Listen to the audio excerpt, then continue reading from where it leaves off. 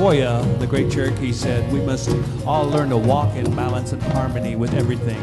If you let the animals know that you mean good, they will be good to you. They will be our helpers.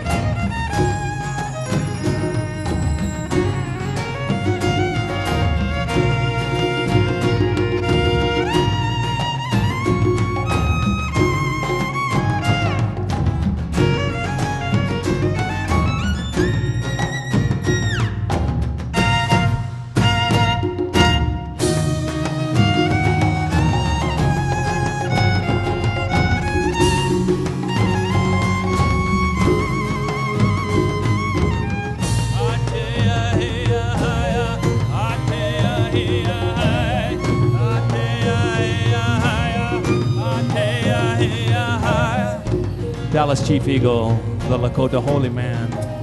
So the Creator has given us nature to use and preserve, and it is only through nature that we can truly commune with the great mystery.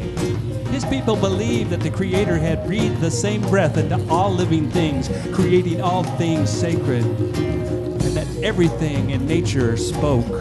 If we people would but listen, if you were to sit quietly in nature long enough, you would find the answers to the questions for which your heart is hungry.